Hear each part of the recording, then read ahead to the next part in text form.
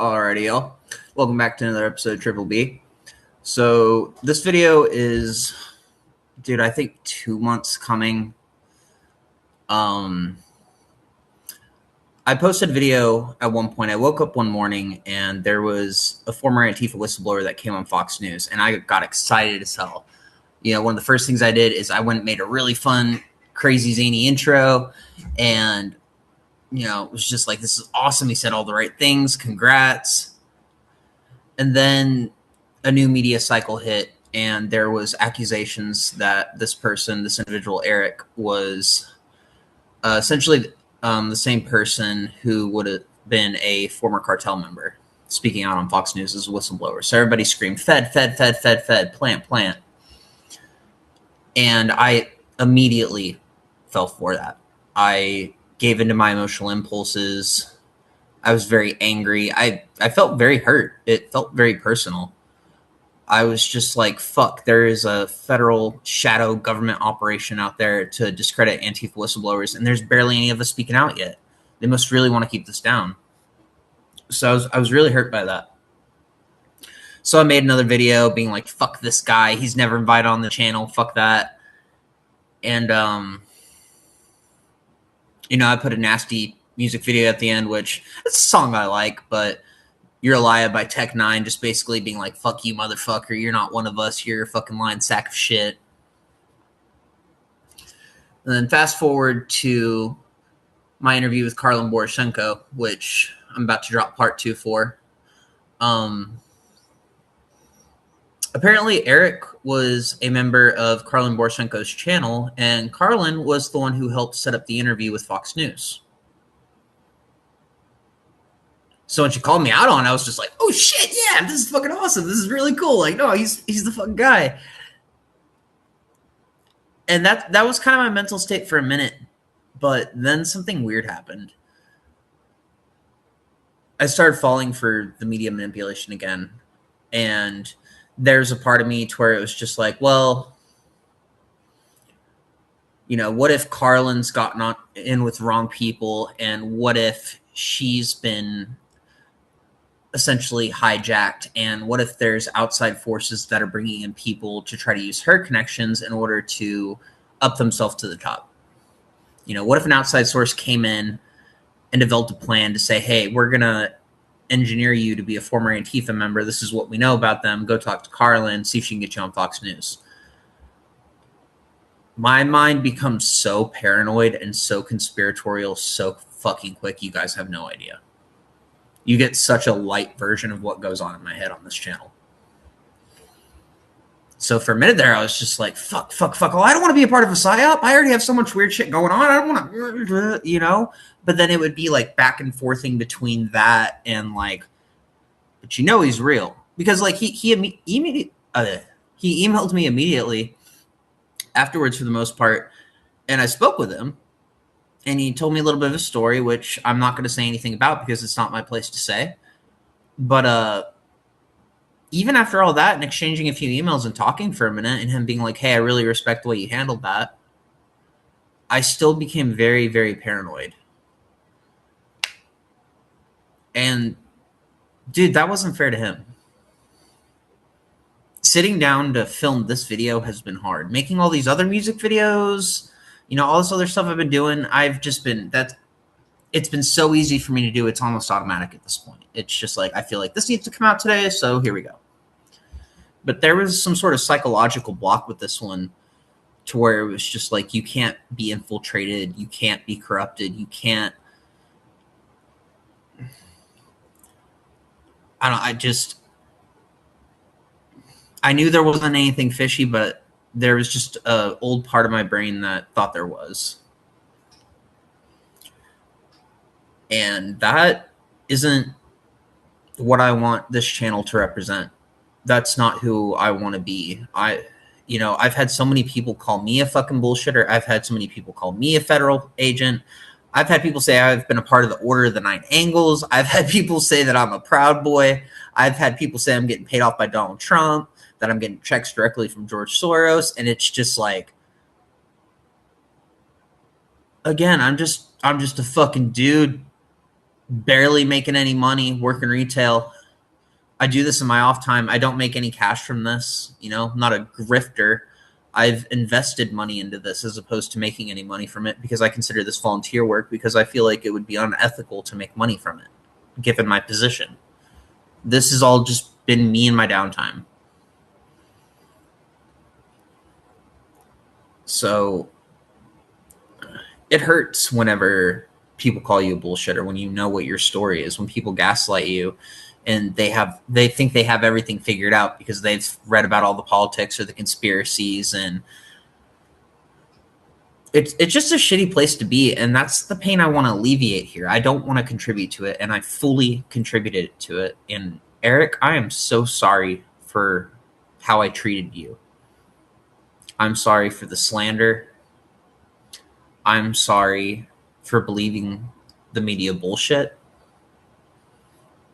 And I'm sorry that it took this fucking long, dude. It really wasn't fucking cool. I want to share a story real quick and then we can wrap things up. But my mother was texting me one day at work. And this was about the time that I was having these conflicted feelings with what was going on. And she basically texted me, "Beware. The police in our local area are looking for this individual." And she sends a picture and my fucking heart stops. And I'm just like, oh, shit. What did I do? She sends me a picture and it looks like me, but it looks like me from like 5 to 10-ish years ago. Like fat before I had the facial hair, the whole gizzard and the parrot face and all that shit and the long curly hair. I was just like,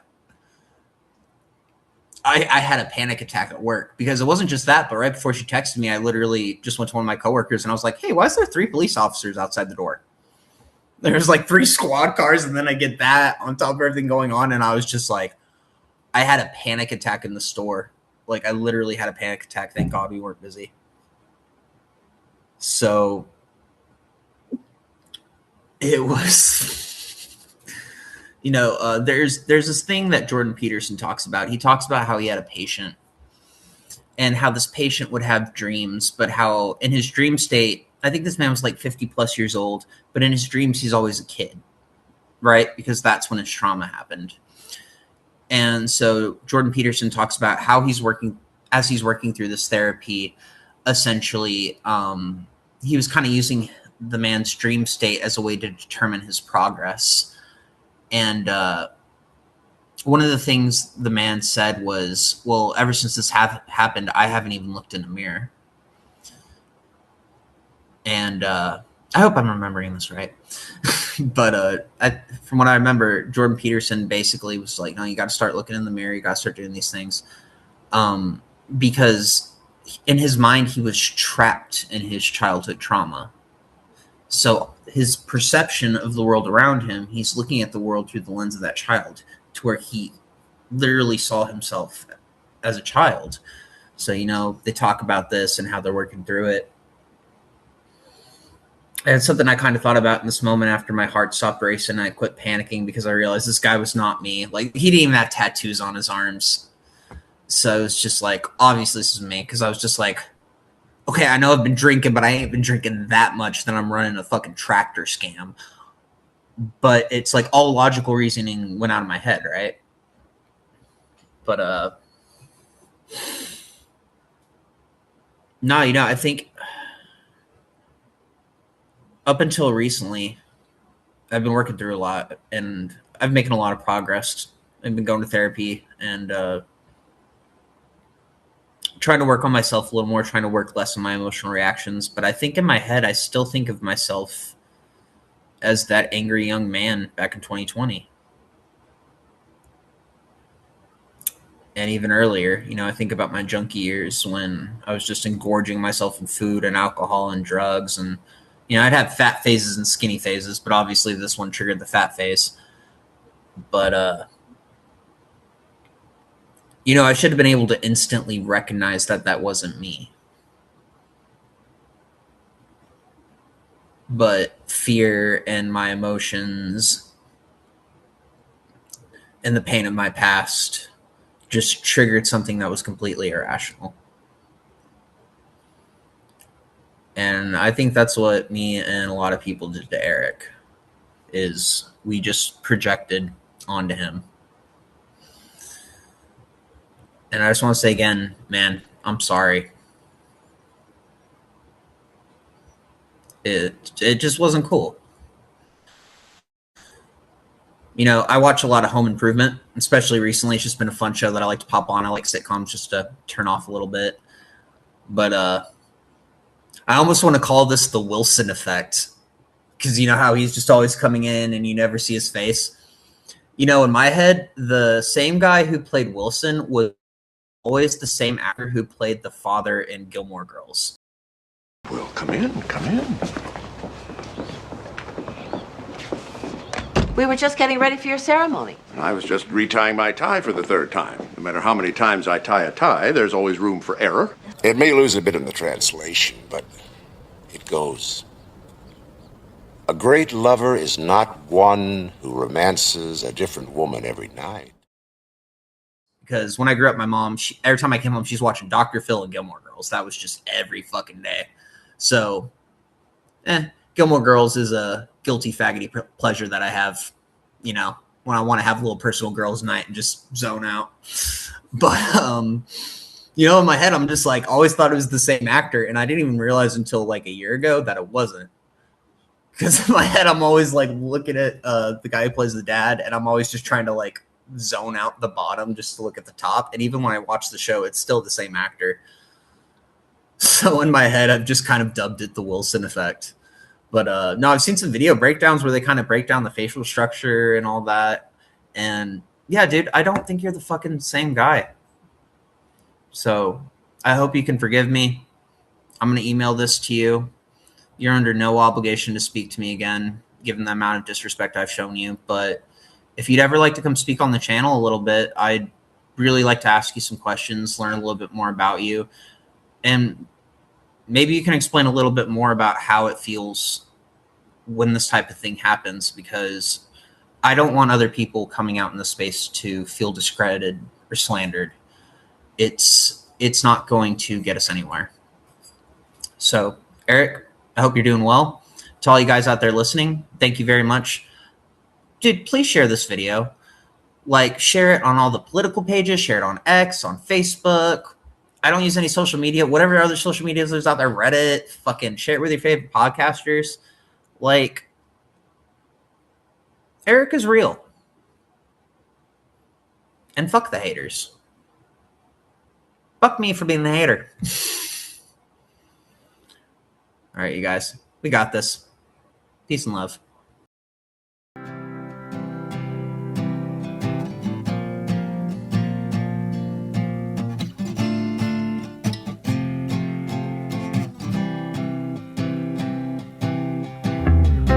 This song is for the rats who hurled themselves into the ocean when they saw that the explosives in the cargo hold were just about to blow.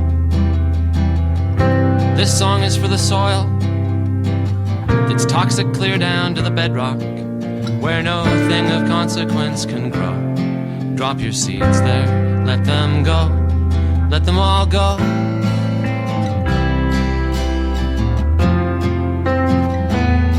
Let them all go.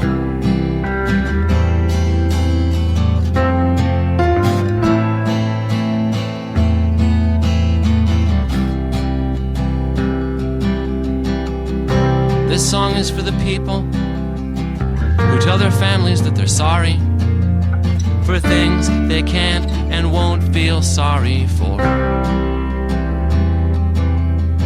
And once there was a desk, and now it's in a storage locker somewhere. And this song is for the stick pins and the cottons I left in the top drawer. Let them all go.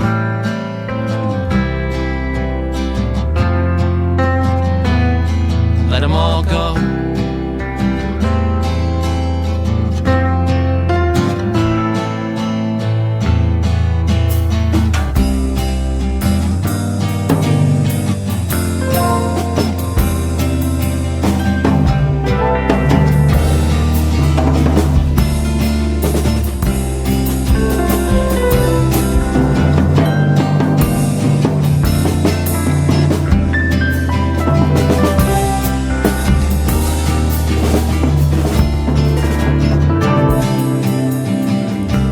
sing one for the cars that are right now headed silent down the highway.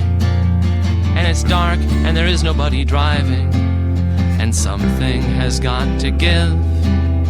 I saw you waiting by the roadside. You didn't know that I was watching.